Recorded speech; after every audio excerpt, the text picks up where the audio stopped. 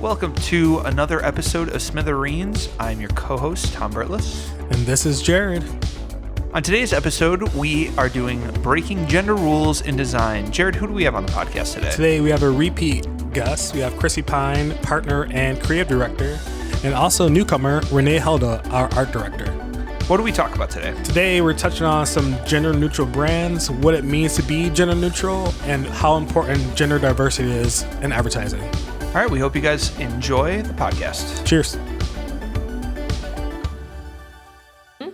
I knew that today was going to be in the 70s and sunny, and I chose accordingly.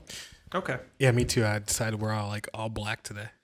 It's smart. You just really wanted to soak it in. Yeah. Yeah. Absorb the sun as much as I can. Yeah. Yeah. I can understand that.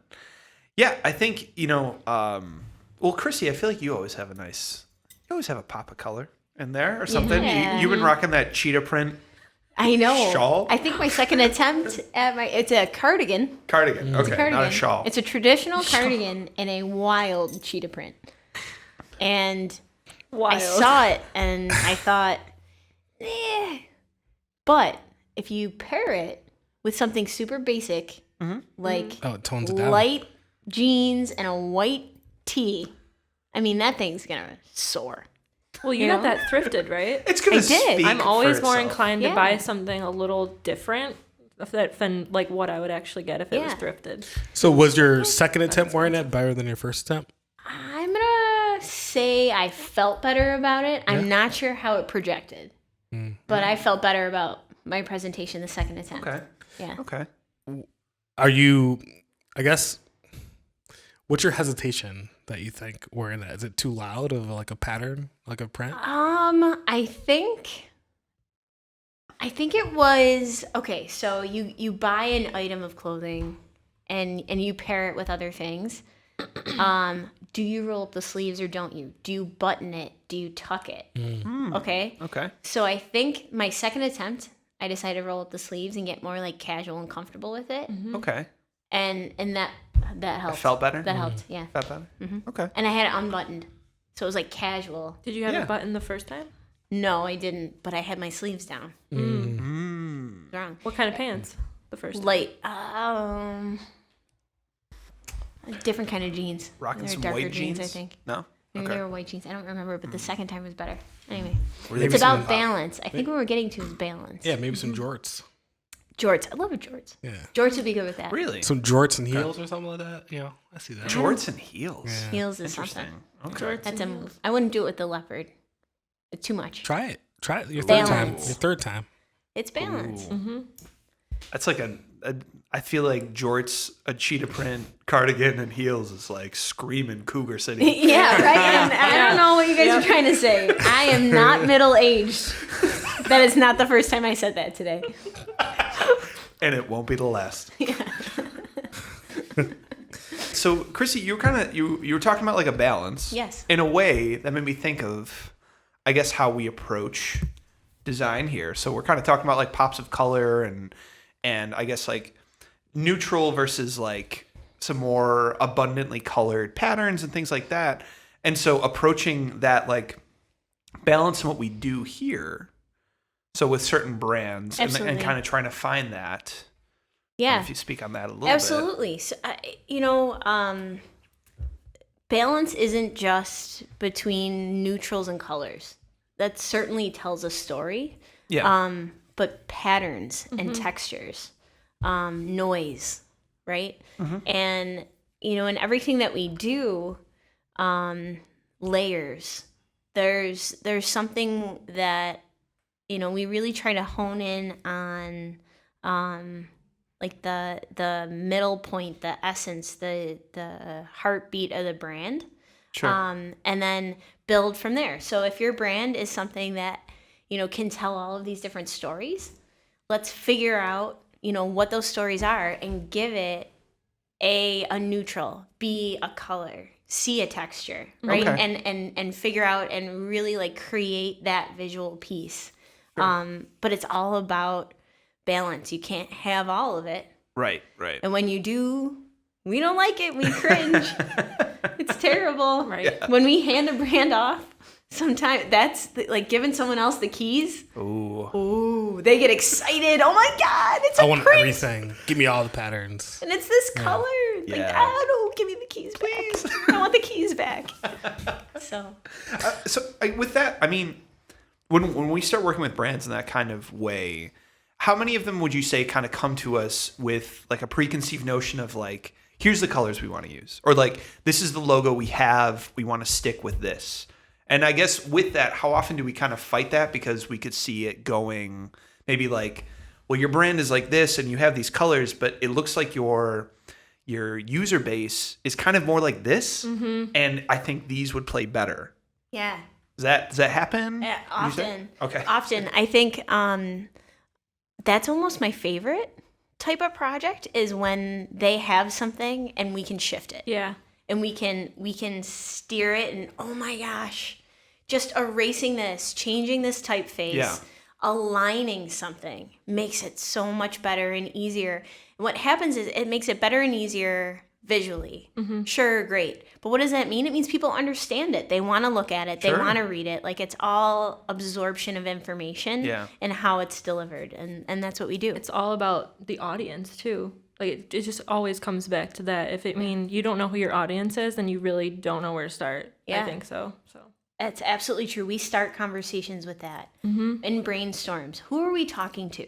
Sure. I often too like to ask our clients to come in and say, present to me. Well, what happens when you get in front of your client? When you Right. pitch something, how would you present yourself? Present Sure. that to me. Tell me from your words. right, we need to have the empathy, like for what they're coming from. We don't know their human experience, so Sure. that's the most important part. Yeah. And how often would you say like people come to us with like a very specific idea or like knowledge of who their audience is? I think they come to us more often with knowledge of who their audience is than a specific idea. When they reach out to us, I think clients often know they're going to help me come up with an Right. idea. Oh, okay. Right. You Okay. know, and we are out of the box thinkers. We are an outsourced extension of marketing, of branding, of Sure. of web. So I think they don't come with too many ideas to the table, and they want us to really dive in, which is Sure. It's been fortunate, and really nice, and it's been a great opportunity for us Yeah. to get super creative. Right. Yeah. With that, I guess, how many of them would you say from that, like, what I guess I was trying to ask was, come to us knowing their audience? Have we had a lot of people come to us that don't really know, maybe 100% to pinpoint down that, and we have to help them figure that out? Yeah, that shifts. Okay. So they may have known their audience when they first started, and maybe their Sure. audience has shifted from the time that they've gotten to us. And we do a lot of workshops to dive into that and segment it. You don't just have one audience. That audience can Right. be defined in a lot of different ways. There's a lot of different messages and a lot of different visuals that would resonate with those different audiences. Let's Sure. figure out who you are and talk to all of them specifically. That's a lot of what we do. Yeah, I think now too, it's like, you know, if you have a company, it's like, oh, my demographics is women between the ages of 18 and 65. Okay, well, what does that really mean? You know what I mean? Like, there's so many different areas of like that demographic that you can narrow down and like drill down and target a little bit more. So I think we do a really good job of like, you know, what's the goal here, right? And like identifying those specific like audiences. So like we may get into a project and realize that like, oh, maybe that's not your target demographic. Maybe it's men and women between the ages of like 22 and like 32 because Right, they're right. into this certain amount of things. So we're going to design or create something that like specifically talks to these people. Like have another different audiences and make something that target to these, you know, this demographic over here. So Sure. What's cool is like gender specificity. Certain projects that we've had and trends in design, the lines have shifted in really And great blurred? ways and blurred. Shifted, yeah, blurred's better. Blurred's way better than shifted, yeah. And that's super exciting to be able to connect with people in general, not just genders Sure. and who they are. and we've talked about this before, but just because of a mass amount of content that's out there, you kind of got to be smarter. And the way that you connect with people isn't just in a gender specified way by any it's a very means. binary way. Yeah. It's kind of thrown out the door. It's a smart design. It's well thought out. That this wasn't just put together and thrown out there. There's something behind it. And what's cool is, the idea of, and I've thought about this too. So I've never found out what I was having when I was pregnant. And I am definitely someone who was a bit of a tomboy growing up, and I really don't like pink at all as a color. Why? Interesting. Really? Yeah, Never have. No, there's different pinks right now. Your shirt or the I'm wearing pink. I know. I understand. It's like what a you're gonna salmon, say. right? Yeah, Like a yeah. salmon. Well, there's different contexts. There's different Yes. pinks. Yeah. And there's different associations with pinks. Exactly. Sure. And there's that really awful magenta Yeah. that think we little hate the girls same wear all one. the time. Oh, I know what Okay? color You know what talking about. color I'm talking Yeah. about? It's Isn't that more purpley? it's like that Fuchsia. really saturated, fuchsia. But Okay. then pink went neon. Okay. I can get behind a neon pink. Really? Sure. See, because when you said that you don't like pink, that was the first color that popped in my head. Is like neon bright pink. I was like, okay, I can understand that. It's a little harsh. But neon delivers a message differently than that saturated Well, pink. even like your cardigan that you're wearing, it's pink, but it has a little bit of like yellow. Like we understand Yeah. color, so like it has yellows and it has like a little bit of a peachy tone to it. So there is a different story that you're saying in your attire. Yeah, and I think from a brand perspective, not just from a certain gender wearing a certain color, or my point of not finding out what I was having when I was pregnant was to not get a bunch of pink if I was having a girl. Yeah. And so my poor little girl was dressed like a boy for the first 6 months of her life. She was in like blues and grays and Sure. And that's Did okay. your family and friends more likely, like, did they get her more boys' clothes because they just didn't want to give you pink? Yeah. It's so it was, divided. It was and I didn't want those weird yellows and greens. I don't Just like that. gray. It's too wishy washy. Let's just put her in something cool. Sure. Yeah. You know? Well, I'd be curious. I don't. I guess this. Are there any colors when you guys are shopping or something like that? This is for everybody. Is there any colors that you're just specifically like no? Is there anything at this point? There's like hard lines, and is it rooted in just not liking the color, or is it not? And is it rooted in any sort of like? What are we buying? Let's see. Sneakers are different than anything else. That's Yes, true. that's Sneakers are different. I would say shirts. I'm thinking shirts. Purple, I can't do purple. Can't do purple. Okay. I think I just don't like it. Unless Yeah. it's a really soft, like, mixed with blue periwinkle purple, but I can't do, like, purple that's up there on the screen. I don't Okay. think The I I fully top- agree. The top Yeah. purple. Okay. Is that Barney like a purple. color that I would like turn away from? Like I was part of like the pink pillow phase. Oh, So I had a I couple could of definitely those see and, like, that. those pastel colors, yeah. But like, Yeah. I think green is like a color that I don't like navigate towards to. Sure. Like when I'm out shopping for cat's green. clothes, but like, Yeah, I don't yeah, like green it's either. just like it depends. Like I like a hunter green, love but I don't green. like Or an a army green. I was gonna say the green of your hat. yeah, Like Olive. I like that. yeah. Like an olive-y green. Yeah, but there's nothing like at least like for you and me, Jared. I don't think there's any like I don't shy away from like a floral thing or like bright colors or pink or any of that kind of stuff. And I think that plays into what you're saying of like. And I know obviously we're specific people having this conversation, but not shying away from those kind of. I think it's all becoming a bigger blurred line. Like it's not just guys are going to wear this and girls are going to wear this, and you can't wear this if you're X, and you shouldn't wear this if you're Y or anything along those lines. In design and from a brand perspective, there, a few years ago, it's still happening. But what was brought in was what's called their like millennial pink. Yes, was a term, right? And so that's like a muted mauve light pink. Yeah. That's almost like somewhat of like a flesh tone. Okay.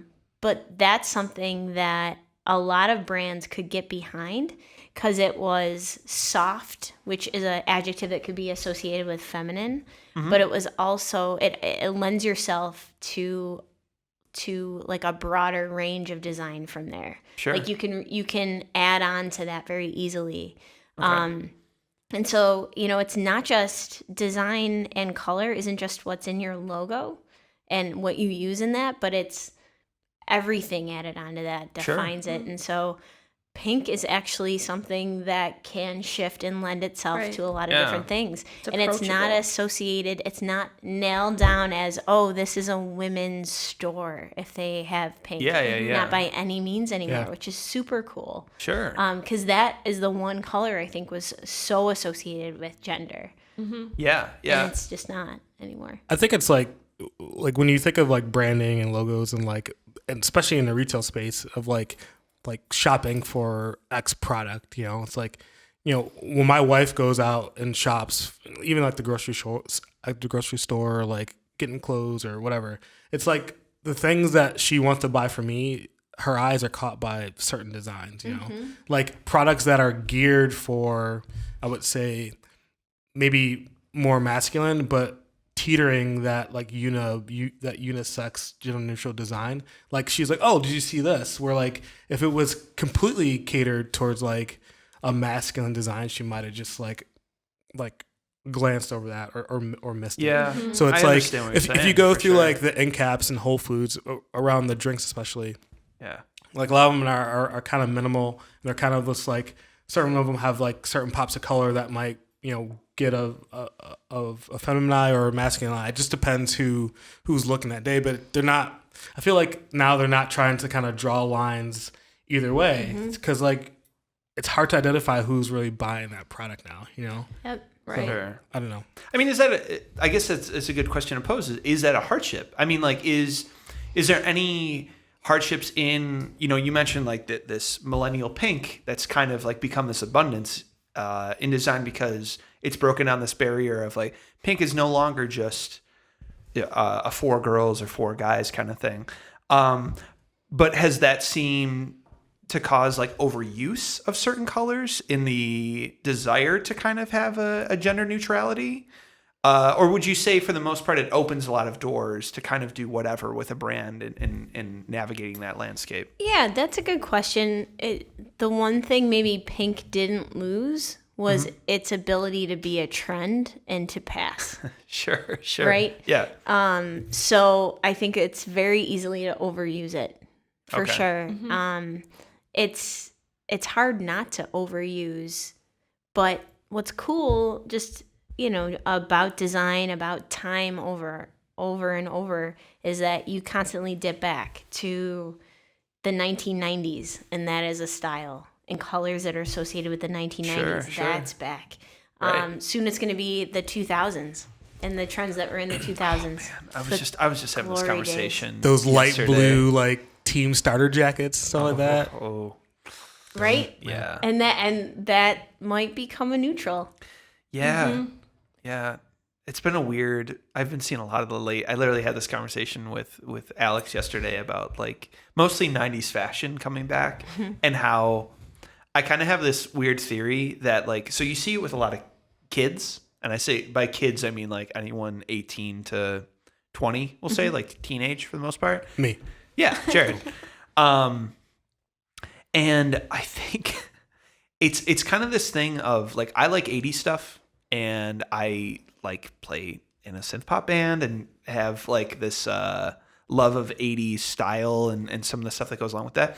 And I think it's kind of an allure of I didn't grow up in the 80s, so I have this like allure of like the 80s look It at this happened before Sure. me. yeah, and it's this kind of like there's almost a mystique to it, and I feel like I'm like, oh, it's 2019, which means any kid that's like 18, 19 literally didn't live in the 90s, so they are kind of going through that same thing of this allure of Right.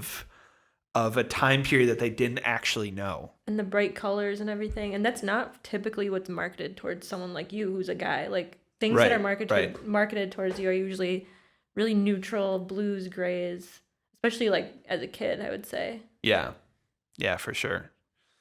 You're spicing it up. 90s, Trying to. the Yeah. 90s had the dopest fashion though. 90s had the dopest fashion? Yeah, 90s were great. I don't know, Chris? man. Yeah, like, I tied a flannel shirt around my waist with baggy jeans, Yeah. like that kind, that like was it. TLC. That was a look, you know. I can get behind that part of it. I've hated baggy jeans for as long as I've cared about the clothes I've Once worn. you'd had legs. That's as long as I've had legs. Came out the womb. Better put Mom, skinny jeans. tighter on. Try pants, putting please. baggy jeans on you right away. My first words were skinny jeans. As a small child. So I guess bringing us back to taking a branding lens on this, Renee, being our art director here, one of the recent projects we've done was for the logo and the branding for the Il Molino Club, and that brand uses a lot of traditionally feminine imagery and design for essentially what would be like a men's club, men's suits and Yeah. a hair club. So you want to talk about I your feel kind like of influence from that? Yeah, I feel like what was cool about that project and unique is that Jared and Mark knew, not our Jared, other Jared, knew kind of like they were really open-minded about the floral pattern, and they were super open to that and very forward-thinking in that, but they know that their audience is going to be mostly men. So I think like when tackling that, we wanted to tie together that sort of approachable, trendy, cool, like floral pattern with something that is still going to be something that a man would want to like walk into there and be like, oh, like, and other than seeing a bunch of guys in there, like, what are they going to look at that's going to make them be like, okay, I trust this brand? Because you still have to think about, guys wanting that to go there. Sure. That's just it, is the want. And I Right. think over feminizing a brand like Il Molino puts it like up on a level. Right. And makes it just slightly out of reach or like aspirational Okay. because it's overly feminine and and there must be a reason why. Like, I have to be a part of this. Like, Sure. if I'm someone who I'm going to define myself as put together, successful, Yeah. charismatic, like, I've got to be able to connect to something like this, Interesting. Yeah, Yeah. what kind of helped me, like, being a part of that project and seeing the work that you two have done with that brand, it's like, just the difference in like line weight on like the drawings, like the flowers and the type. It's just like it adds like it adds something, and it adds like that, just that tad bit of like masculinity to like I would say more of like a neutral kind of logo. So, but it's like not overbearing, So it's Yeah. like Right. it's in one lens, like what the club is for, but it's still open to everyone, which I think is super great. Yeah. Yeah, I feel like very literally when looking at that typeface, we wanted it to be, studying brands that are marketed towards mainly men. It's very like bold, straight lines, geometric. Right. But then taking it to that next level, like bringing it up here away from that stereotypical masculine Sure. thing, and taking floral elements and kind of softening it. Yeah. I think that makes sense too, because like, I mean, I've gotten my haircut there a few times, and like, it seems like their client base is relatively around like our age. And so I think if you want to lean younger, I mean, as we've kind of like talked here, we're all in the range of, 24 to 34. So like, if you want to speak to that, I think that you have to have some level of like gender fluidity, I guess. I think that's fair to say. Right, absolutely. And I feel like it's not only knowing your audience, but also Chrissy and I work really close on branding projects, but we're two women. So I feel like we have to understand that like we have this sort of like subconscious bias a little bit. Sure, like even though we sure. might think we know who we're talking to, it's important that we, turn around to Rob or even one of the other guys like in the office and say like, how does this speak to you? Because I'm not you. I'm not a guy. You Yeah. know? Yeah. Off of that, is it hard being like two women designers to like take off your your hat sometimes to put yourself in the role of like, you know, I'm a male CEO of this company. I want this. Like, how do you get inspiration to kind of work on things like that? Because I know it can be difficult to like really put your thinking cap on and like think from another person's point of view, or how they want their brand to be perceived by, you know, the end user or their customers. So can you talk a little bit about maybe, you know, I would say like the mood board process and like, you know, the story, you know, the things we go through to make sure we capture that right mood and that. Yeah, absolutely. I think, you know, a big reason why, you know, Renee is a part of the team and we work well together, is our open-mindedness to good design. Sure. There's no limit to Sure. it. You know, we both have a certain style. Everyone's got somewhat of a style, Yeah. but that never is what our personal style is never what drives what's right for a client. And Right. I think when we jump into creating our mood boards right off the bat, we start super broad. And honestly, it's very much, this is cool. This grabbed my eye. Yeah. What if I was this person? This might resonate with me. And we often throw things on a mood board that we don't like, right? That's like, I don't like this, but it's interesting. different. Okay. It's different from what we've pulled before. To get like this wide range of, okay, so this is a thick sans serif typeface. And that's okay here, but maybe we really want to go with this thinner traditional serif or something like that. Right. And so we need to juxtapose it, Interesting.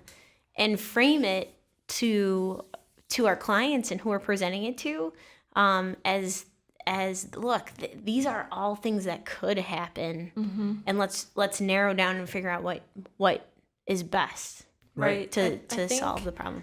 Yeah, I think studying the bones in that first initial phase of like, yeah, these brands that we pulled for this mood board, we don't aesthetically think that they're that great, but design is to be understood at the end of the day.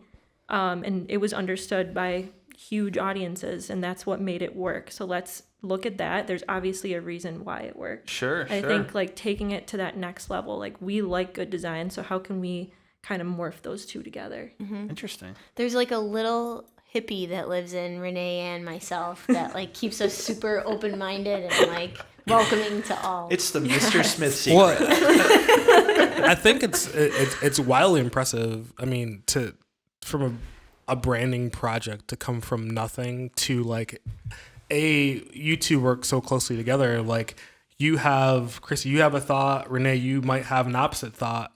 And like you two coming together to kind of create something that the client loves and then their clients love. So it's like there's a whole lot of like thought and compromise, and then like not being afraid to like tell each other and the stakeholders like, how you feel about something. It's Sure. like, Yeah. we really love this because of X, Y, and Z. And it's like, we hope that they feel the same way. Or if they don't, it's like, come back to the table with why you don't like it, and us like seeing if we can come to some agreement or compromise. And I think it's very difficult to do. You know what I mean? Because like, think about you with 3 of your buddies trying to go out to dinner. Like how difficult that is sometimes, just like agreeing on something. And I guarantee you all 3 of you won't be eating the same meal. And like you probably all 3 will be paying with 3 different cards. So it's just like when you think about it that way, it's like, it's very awesome to see these things come together in their final step. It's like everyone came to an agreement, and no matter what the process was, it's like everyone, no matter if you're male, female, you agreed on something that this is the way to move forward, which is impressive. Exactly. Having like a well-rounded idea of how we're selling this to someone and things like that. And I guess to pivot a little bit and talk about some brands that we've worked with where it isn't, so, you know, we talked about Il Molino and how that's like focused more towards men, but has like femininity brought into the design intentionally. But things like a Pro Native, where that's kind of more of a neutral, like it's for both genders and kind of towing that line. And I guess what goes into some of the brands that we have that are non-gender specific, and what do the colors look like for that? What does the tone look like for those kind of things? Yep. So Pro-Native is a really cool ingredient, and it has its own identity and its own brand. Sure. It's a protein powder, which is something that is definitely highly male focused. Protein powders, right? Protein shakes. But there's a lot of things that come into play. There's a general shift overall towards just good health and paying attention to what you put in your bodies. Right. And a general shift towards knowing with what you do put in your body where it came from. Yeah. And the quality of it, and almost the ethic process of where it came from. Sure. So Pro-Native meets in the middle of all of that. It's not just a bodybuilder's protein that's super impactful. Right. It's not a guy with like a 6-pack going like this on Yeah. the canister. Yeah, it's very far from it. And it was a really cool process for us to learn about it and learn about that story and how that story really shined. Yeah. And that was something that they wanted to push out, to have that be the driver of their marketing. So with that comes like a organic, natural color palette. And visual, right? So we put together this brand book for him, and that was a really cool process for us. And the color schemes of that feel feminine. You would look at that and think it's feminine, but it's not. It's natural. What part of it makes it feminine, would you say? There's a few pinks. There's like 3 and different I think pinks. The we have fact in that there. it's very pastel-y, like And women pastel. tend to like things that are toned back. But what makes it gender neutral, I guess, and natural is that it comes from earth-toned things, Yes. like the elements of the earth and Yes. animals and From the farm. Think about colors that you see on a farm, and the sky and the air. If you were to give the air a color, like that. That's sort of all of those things that inform this brand. That hippie really coming out. Yeah, big time. The sky, sky, the air, the and earth. Cloud. And if you I could love give it. the sky a color, and What would that be? Yeah, If you can give the air a color. but it's great. how we think. Yeah, it's great. It's funny when you said that. Like I was completely on board. I was like, yeah.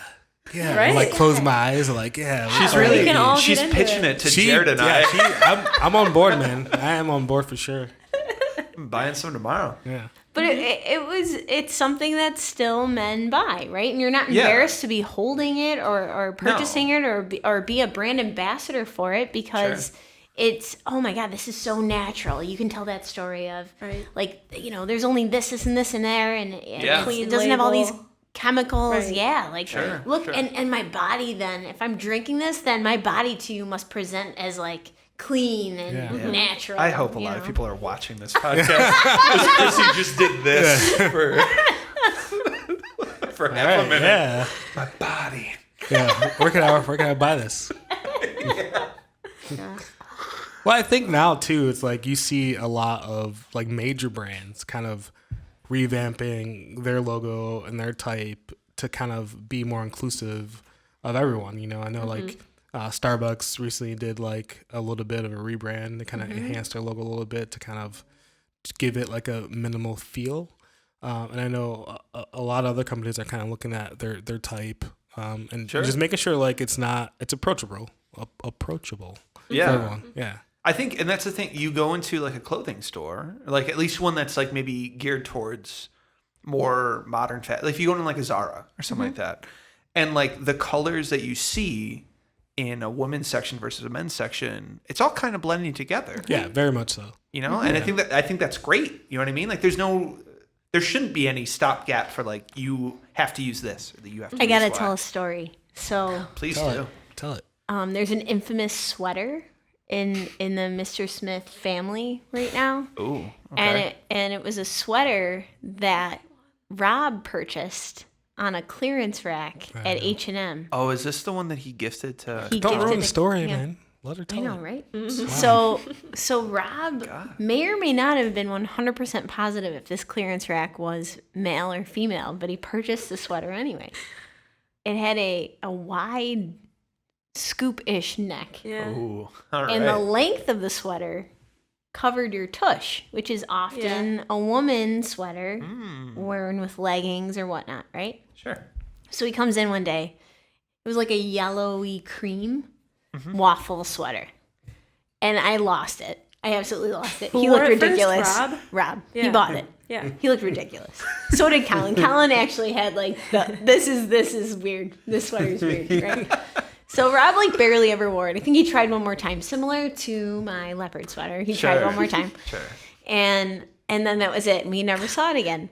So this Christmas, we did Secret Santa. No one knew who had who, but a sweater showed up that looked awfully familiar. And again, I've only seen it twice, but that sweater left a really good Sure, impression in my sure. brain. And it was given to Colin, and Colin immediately put it on. Yeah. And like, oh man, he felt like $1 million in that Yeah. thing.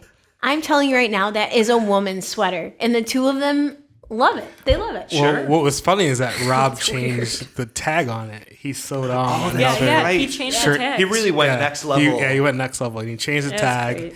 And Colin got super excited that he put the sweater on over the clothes he was He wearing. did. He put it on over the clothes Yeah. he was wearing, yes. So I had a button-up shirt that I really loved for a long time. That was it was like a floral shirt, but it was like it was purpley, but it didn't look, I would say, hyper feminine, and it wasn't like hyper masculine.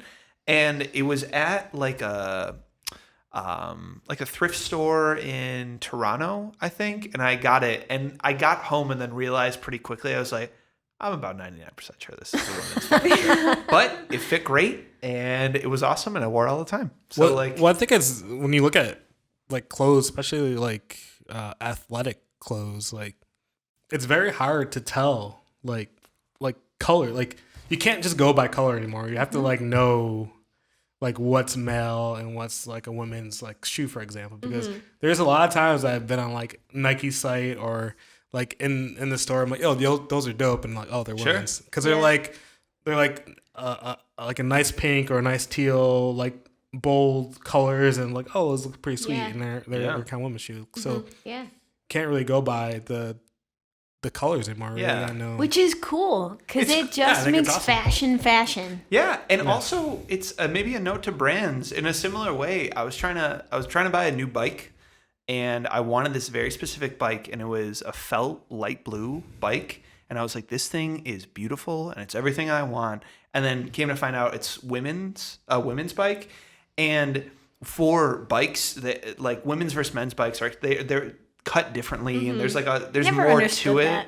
Yeah, The it's seat. it's weird. It's The bar in the middle. It's Yeah. the bar in the middle. The bar in the middle is slanted or it's straight across. Yes, yeah. I don't get that. And so the bike that I have now is actually kind of in between, which it's the Straight- bike that I have is a look at gender neutral. Straight bike, across actually? is men's, right? Yeah. For the most part, yeah. It's like a dumb. It seems like a really old school thing of like from what I've heard, and this may or may not be true, but it's like a thing of like women wearing skirts while they bike, and so it hangs down, Oh, so it really? doesn't like. Oh, Yeah. I thought it had to that's do a with point. your genetic makeup Yes. down there. I Which is don't. a much better way than I was going to Yeah. say it. I'm so Yeah. glad you did. Like when I I've slowed it down. I've crushed my genetic makeup many of times on the bike. So. Oh, that can be true. Didn't sound good there, but that's fine. But well, no, that's but cool. but like with that, like I really wanted that bike, and I think to that point of like, listen, brands, just you can take the same color pattern and put it on both. I think there's I like guarantee you, if brands did that, they'll see an increase in like their sales. Because like, Absolutely. yeah, if you told me like sneakers, for example, if you put men's on like on the shoe that like I thought I would have bought that shoe if it Right. was at men's. Like yeah. what and it's like, yeah, let's bring this back a little bit. Sure. Like, Or just have the thing of like Vans is a company that I think of a lot where like everyone in this office, I'm pretty sure, owns a pair of Vans I think or we all close wore to 'em it. one day, yeah. we did. Like at least 7 of us. But they don't have any specific gender marking for their shoes. They It's don't. just the sizes. And I'm like, that's great. Like, that's awesome. And I would love that for clothing and for whatever. Like, I think for people in our age range, especially, like, that's great. Like, I want, and it's funny for like Alex and I, because Alex is a lot more of a tomboy, and I like a lot more like brighter and floral and like more feminine colors and stuff like that. And so we end up like going to this thing of like, she'll come shopping with me and we'll be in the men's section. She'll be like, I wish I could like get this in a girl size. And I'll go shopping with them. I'm like, I wish I could get that shirt. It's like, And so just, I think moving towards that and all encompassing things, like, be great. Right. Yeah. You know? I have a question for everybody. Ooh. Is there anything, because I feel like we've been talking about like fashion, but I think a good topic to like think about when men and women are sort of like separated, maybe tastefully and functionally, is like products, like hair products or deodorant or razors or something like that. We still all use those things. Scents, yeah. Yeah. So I guess, like, is there anything that you are kind of happy to see at the store being distinguished more towards your My gender, I yeah, guess. are you like, oh, I wish that this wasn't so marketed towards like a manly, I don't know. That is such a good question. That is a good question. I think for like body wash and stuff, like, I feel like for guys stuff, it's very, like, if you're very quickly walking down Target, like that first aisle in Target, you can pretty quickly take a quick glance down an aisle and know, like, oh, this is the men's body wash. Right. Everything is like dark gray, red, black with like aggressive writing. Or Like a dragon on it or So something like that. It's aggressive. like super weird. Yeah. Everything looks like a Red Bull can. And Yeah, the women's exactly. section is like I'm thinking about deodorant or something. Yeah. Like Dove. In that article, actually, it was talking about how Dove and Axe are made by the same company, but like Dove's for women is so like white space, pastel colors, and Yeah. it seems Yeah. very approachable. And I wonder if like, would a guy ever pick something up like No, that? That's a different question. I think there's like maybe an inherent blindness with those kind of products. Exactly. It's a really good thing to talk about this. I of, like, love that you said blindness because it smells. It scents. So close your eyes and you Yeah. can figure out the gender. ooh, yes. That kind okay. of a thing. So Yeah. like I think a scent is something that is probably farther away from adjusting right. in that neutral category. Yeah, that's a good point too. But even like seeing the designs and just being like quickly walk down, and if I see like the light blue Dove or whatever, I'm just like, oh, this is for me. This is for me. It's not gonna work or something. Like I do gravitate more towards like cleaner designed like products. Sure. Like there's a couple of brands I use for like face wash and body wash that are like super like cream based container, like super minimal and like Yeah. I don't know. I I get that. tend to gravitate more towards that rather than like a weirdly designed Old Spice or Axe Right. container. You know? Well, I feel like the products that you're reaching for are maybe like in that middle ground of they function the best and they're Yeah. clean Yeah, label for sure. and they're natural. you Yes, know? I think that's usually what I gravitate towards. So like there's a very clear distinction now of like stuff that's like organic naturally, whether it's food or whether it's like body wash type stuff, like the stuff I use, lotions or whatever. So like I use like Tom's as deodorant, and I feel like there's like Tom's, but I was like just thinking that. it's just blue and it doesn't Right. look super masculine. It gets to the point. Yes, and I think also with that though too, to their credit, in kind of being in that middle ground, like I'm very quick to pick it out in like the lineup of like a million things there. If everything looks the same, and kind of going back to what we talked about with like pro native, and it's like container appeal versus like every muscle, like whatever protein stuff that's all like a harsh red label and like a dude like sweaty, jacked, like whatever, and you're just like, oh, right, I know. Like, Yeah. and I feel like that's how I feel about all those like guys body wash stuff. It's just like, Yeah. And the women's stuff Super is so bro. ambiguous. Like and it's kind of cool because it tells a story in a way. Like you're like, oh, this is gonna make me feel like sexy or whatever. Yeah. Or like Venus and all this stuff. But then the guys is always like clean shave, blah blah blah, like super straight to the point. Yeah, razor's a razor, hair's hair. Yeah. Can we please true. meet in the middle and figure out like if this is gonna shave my hair off my leg or not? Like Yeah. Or face. Or face. Exactly. same hair, maybe, Sort of. probably, kind of.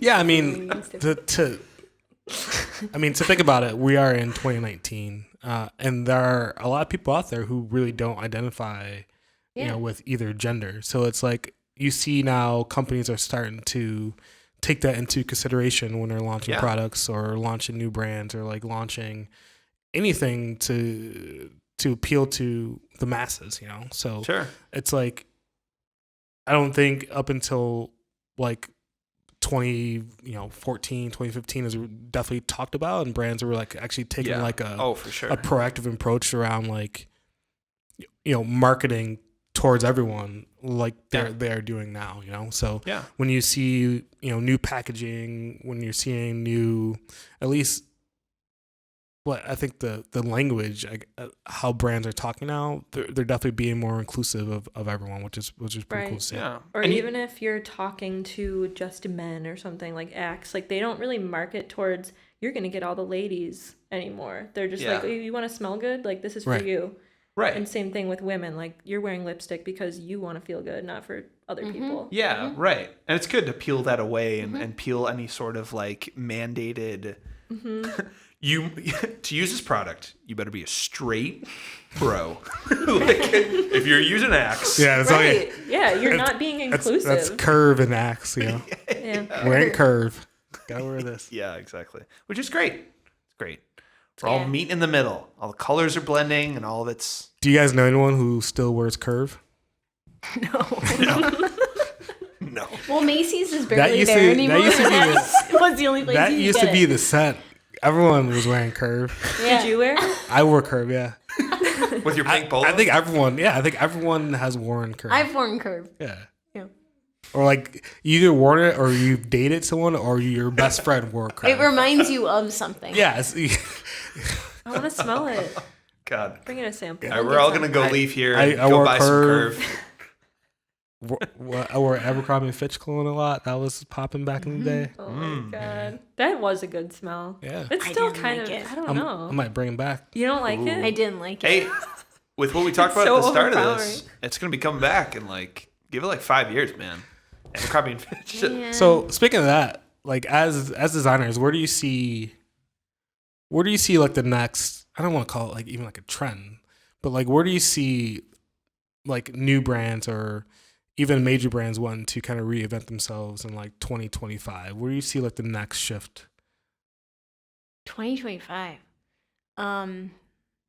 It's hard to say 2025, I think, but what is it I see that's happening, it's starting, is a more of a focus on the story and the copy, in things that are put out in words. And things like that paired with that visual. I think there's so much to be said for a brand. There's, you have to define yourself. You have to have a stance, right? Right. And that's kind of what we're saying true. is there's these brand leaders in trailblazing that gender neutral story. They have to use their words to say it. So I think there's a lot in design that's not just color, but more overall. What are you saying? What are you telling me? What are you putting out there? Right. And also, what are you doing to truly support it? Yeah. You know what I mean? Right. Connect yourself to a nonprofit somehow, and what's that story? Right. Absolutely. Everyone has the right to know what they're buying and where it comes from. So I think that's where a story in particular comes into play. Yep. Absolutely. I agree with that because like now there's so much content out there that like people are if they're stopping to look for it, it's for a very small amount of time, right?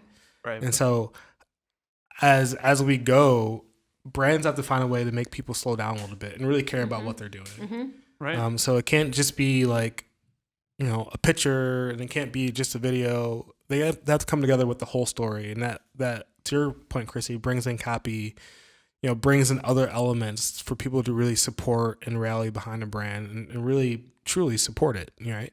Right. So if you don't have all of those components, I feel like your brand will get kind of lost in the shuffle. Absolutely. Very much. much. I think it was much easier to lie back in the day, Oh, yeah. right? Hell yeah. And you just won't. 2025, maybe what I can predict is that no one will be able to lie about anything. You have to be fully, completely transparent. Someone on Twitter is going to find whatever you did Yeah. that goes against what. Yeah, and as soon as you say it, like if you say something as a brand, expect 20 minutes from now, someone's taking the deepest dive they possibly can and find something that, Hell you know. So it's like now you have to do all that work in the front end to make sure your values align with what you're trying to do with your mission. So Absolutely. As they should. All right, guys. Well, thank you so much for talking to us today. Thank you guys. This was great. Yeah. This was This was great. great. You guys sound like you really This timed was that. great. This was great. Thank you. thank you.